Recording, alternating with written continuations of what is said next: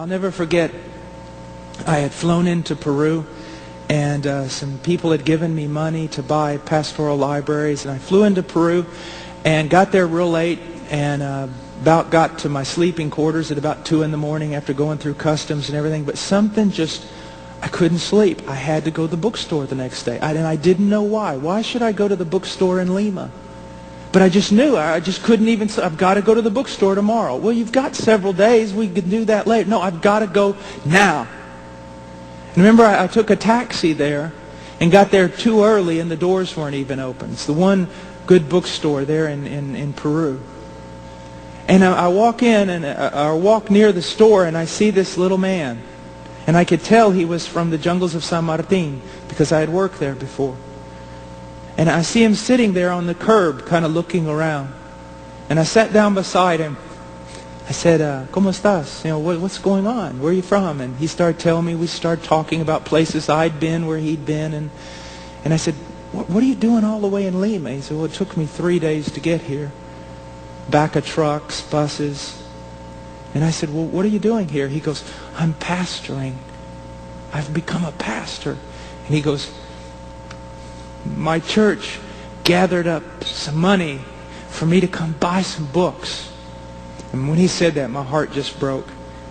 Because I knew the money they gave him wasn't enough to buy a tract in that store.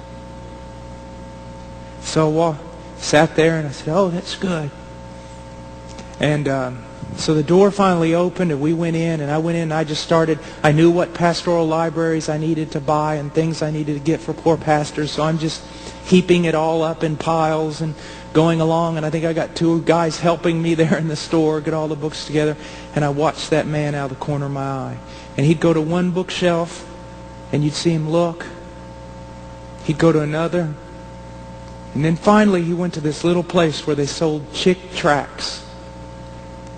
And I saw him pick out about 4. And just to look at his face, you know, and he walks up to the counter. It was like the greatest day of my life. He walks up to the counter. He bought them. He's just kind of standing there, and I walked over to him. I said, hey, how's it going, you know? So, didn't even say anything. He was just broke. And I said, what books did you get?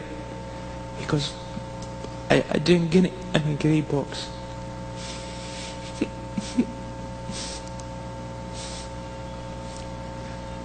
And I said,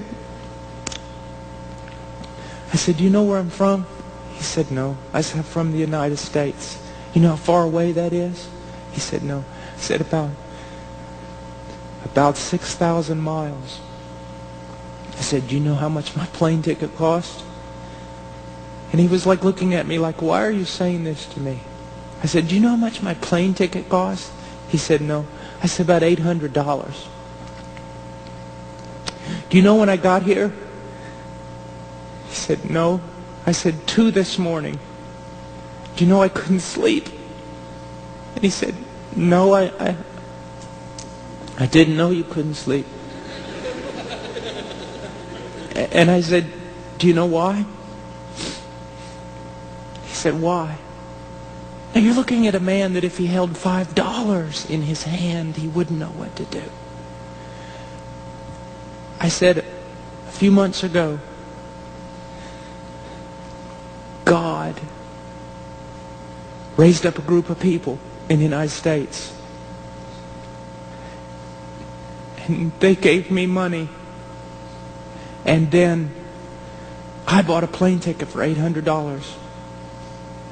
And I flew in a plane here, and I landed here last night, all the way from the United States.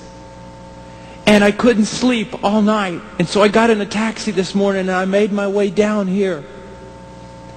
Do you know why? He said, no. Because to buy you every book you're ever going to need. I said, do you realize the love of God? I love that. Because if God loves him that much, he loves me that much, he loves you that much. Just think about that. God moved people from an entirely different nation. God spent all kinds of money, bought a plane ticket for one reason. A little Indian in the middle of the jungle And if you say coincidence, you're a blasphemer and a fool. God did that for him. Isn't that wonderful? We got such a good God. We got a wonderful God. Just got a wonderful God.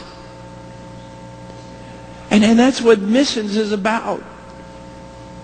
We're always thinking about, it seems like we go to the mission field and we jump completely over the church to do our own thing with the lost. You ever realize that? I see missionaries and mission groups doing this all the time. Jump right over the church to go do something with the lost. My thing is the bride of Christ.